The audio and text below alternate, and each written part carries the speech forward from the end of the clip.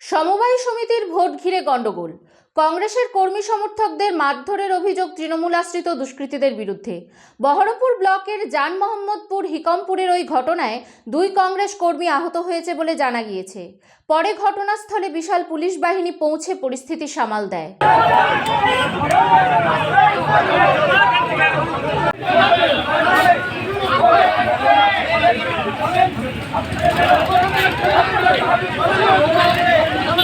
বহরমপুর ব্লকের জান মোহাম্মদপুর হিকমপুর সমবায় কৃষি উন্নয়ন সমিতির ভোট গ্রহণ উপলক্ষে শুক্রবার গন্ডগোল সৃষ্টি হয়।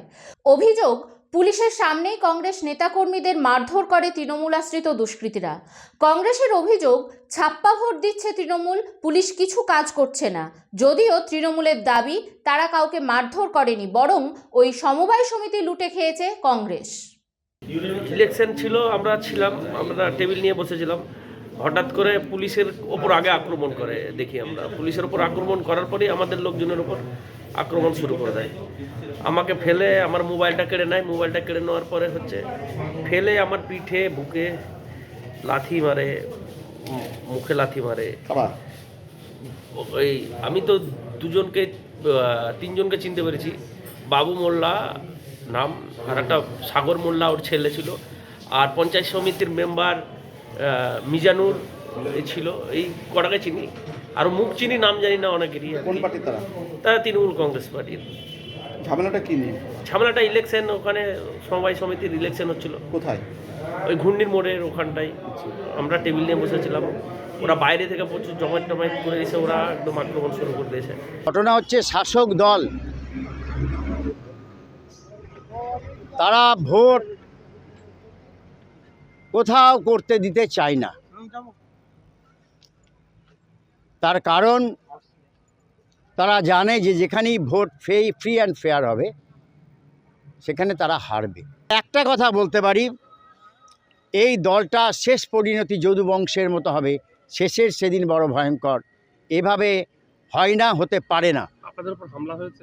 হ্যাঁ, আমাদের ব্লক প্রেসিডেন্ট বলেছে আপনাদেরকে যে আমাদের যে একটা পার্টির সভাপতি জয়নুদ্দিন, তার মাথা ফেটেছে, সে অলরেডি হাসপাতালে।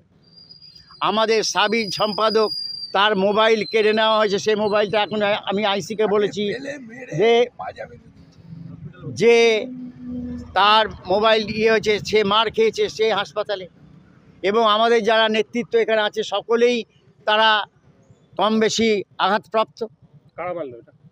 কারা মারবে? এখানে মারার লোক তো একটাই, তৃণমূল মানেই।